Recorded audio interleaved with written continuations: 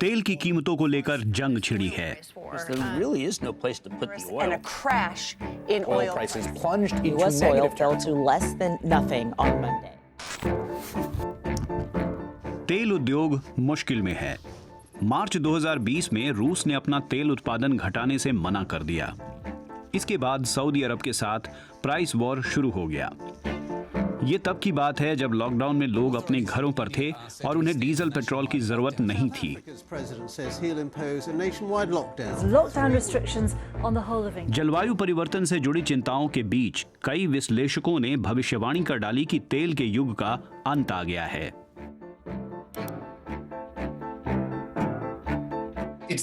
ये 200 साल से जारी जीवाश्म ईंधन के विस्तार का अंत है।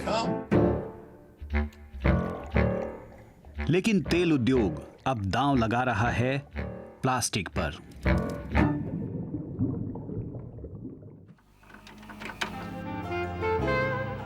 बात यह है कि तेल उद्योग को मिसेज मार्टिन और उनके जैसे करोड़ों लोगों को खुश करना है।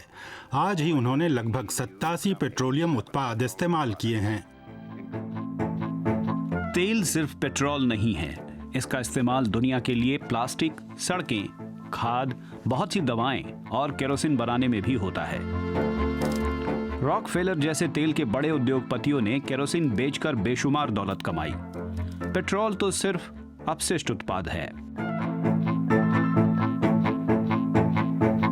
केरोसिन रोशनी के लिए इस्तेमाल होता था, फिर उसकी जगह बिजली के बल्ब आ गए। नुकसान की भरपाई के लिए तेल उद्योग ने बिना घोड़े वाले वाहनों के लिए ईंधन मुहैया कराना शुरू कर दिया। आज की तेल कंपनियां भी प्लास्टिक के साथ कुछ ऐसा ही करना चाहती हैं। प्लास्टिक तेल की मांग का एक बहुत छोटा सा हिस्सा है, लेकिन इसका इस्तेमाल बढ़ता गया है और कोरोना वायरस इस चलन को और बढ़ा रहा है।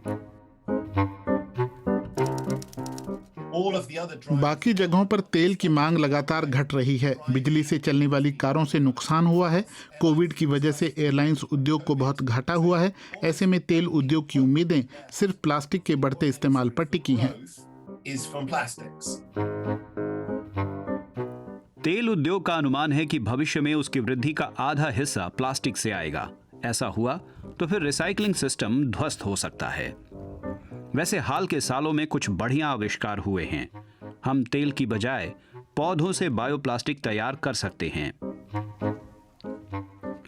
नए जीवाश्म ईंधन निकालने की बजाय हम प्लास्टिक को रिसाइकिल करने के तरीके खोज रहे हैं, लेकिन कीमत को देखते हुए उनकी सफलता सीमित ही है। तेल से तैयार प्लास्टिक अब भी सस्ता है और अब तेल उद्योग नई फैक्ट्रियों में निवेश कर रहा है, जिससे नए प्लास्टिक की कीमतों में और कमी आएगी। जलवायु परिवर्तन का बढ़ता खतरा इस सदी की रूपरेखा तय करेगा। लेकिन पेरिस समझौते के दौर में सरकारों को गंभीरता दिखानी होगी। जो सरकारें पेरिस समझौते में उल्लेखित जिम्मेदारियों को गंभीरता से लेती हैं, उन्हें नए प्लास्टिक के इस्तेमाल को घटाना होगा, क्योंकि आखिरकार प्लास्टिक का कचरा किसी को पसंद नहीं। लेकिन इससे तेल उद्योग का बंटाधार हो सकता है। तेल उद्योग बहुत बड़ी मात्रा में प्लास्टिक तैयार कर रहा है और हम समझते हैं कि प्लास्टिक के खिलाफ छिड़े अभियान को देखते हुए ये मूर्खतापूर्ण है।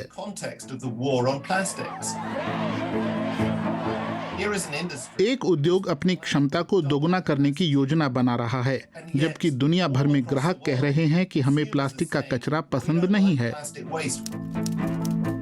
दुनिया बदल रही है, तेल उद्योग भी बदल रहा है, लेकिन दोनों की दिशा अलग अलग है।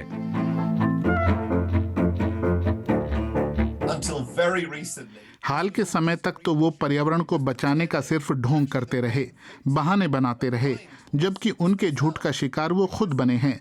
अब जब चीजें बदल रही हैं तो एकदम से उन्हें एहसास हुआ कि अपनी सारी पूंजी और पैसा ऐसे क्षेत्रों में लगाना तो मूर्खता है जो दम तोड़ रहे हैं। फिलहाल तो प्लास्टिक का उत्पादन बढ़ ही रहा है, लेकिन जनता के बीच प्लास्टिक का विरोध जारी रहा तो नए नियमों के कारण इसके उत्पादन में गिरावट आएगी और ये तेल उद्योग के लिए बुरी खबर होगी।